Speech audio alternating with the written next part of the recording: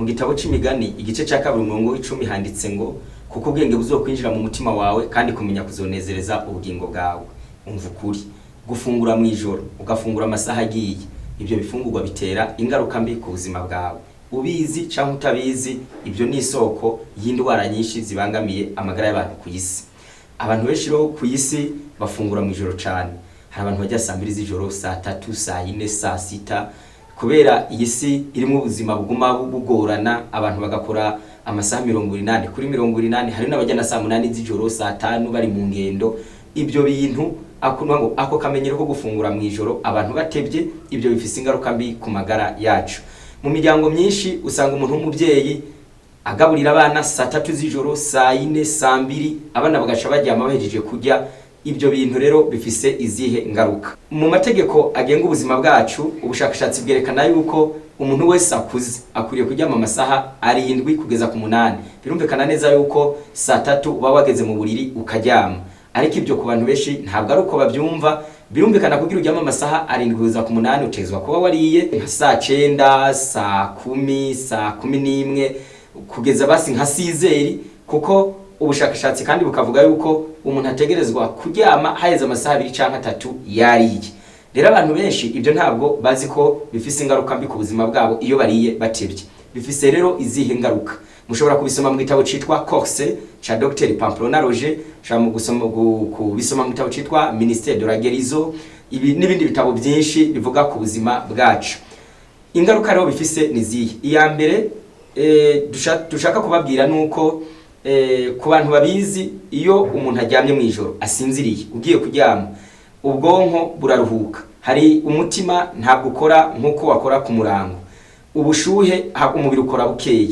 Umubiri hariho inyama nyinshi nazo ziraruhuka, n'imitsi ntabwo ikora mu buryo yakora nko ku murango. Nuwango umubiri iyo uryamye hari ibihimba nabyo biruhuka mu ijoro, harimo n'ubwonko. Kandi ikintu abantu benshi bategezwa kumenya nuko ubwonko ari bwo bukoresha ibihimba bijejwe digestion, kunoza ibyo kurya n'ibindi bihimba byinshi hafi byose. Ibyo rero byose bikoreshwa n'ubwonko. Wasinzira rero nabwo buba businziriye.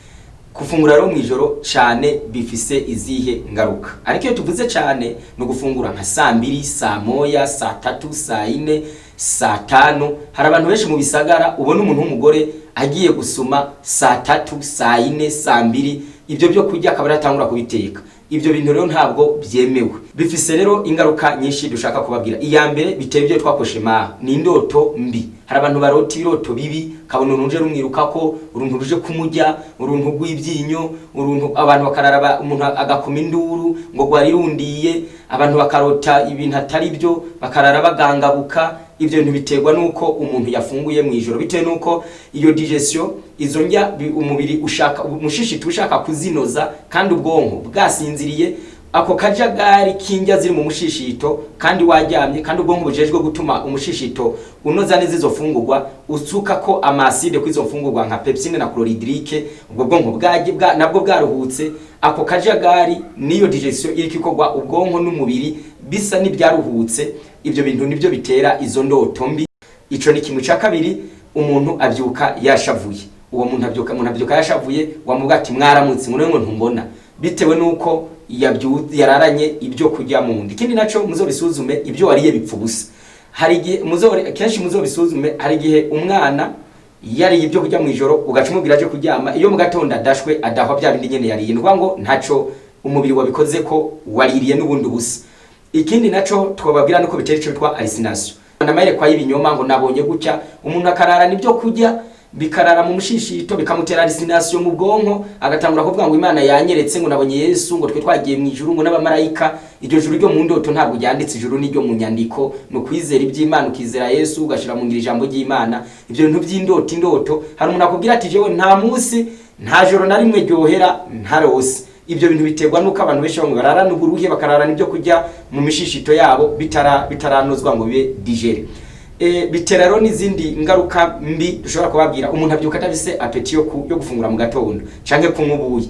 Hari abantu benshi batazi yuko mu gitondo mbere yo ko baja ku kazi bakwiriye kurya. Hariho n'abajya abakanywa ngo icayi ntabwo cagenewe kujya mu gatondo, ahubwo mu gatondo umuntu arajya gahaga kuko ubugiye gukoresha umubiri, ubwonko burakora, umubiri urakora, umuntu akwiye gufungura gahaga. Ariko abantu benshi nta apeti bagira bitewe nuko ibyo kurya bariye mwijoro bagaca baja kuryama bariye batevye, nubundi babikire mu mishishito yabo, apeti ntayo. Ikindi naco bituma umubiri ubyukana uburuhe bwinshi. Hari abantu bageze kubyuka wumva yigoronzoye, kumva ntiyobyuka, agashaka kubyuka bikanka. Ibyo byose biterwa nuko umuntu yariye ariko agaca agenda kuryama kandi akajya mwijoro. Bavyeyi bantu munyumva, wewe uri kurankurikirana, umuntu wese akwiriye kuba umurinzi w'amagara yiwe.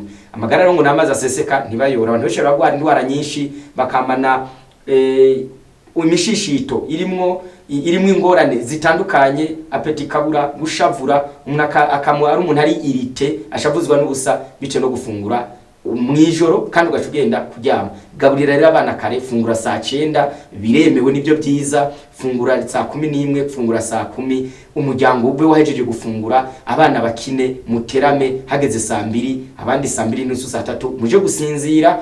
Ibyo bituma uryama neza. Imana iduhe kumva no gushira mu ngiro kandi duhe gukira no kugira amagara meza mu izina rya Yesu.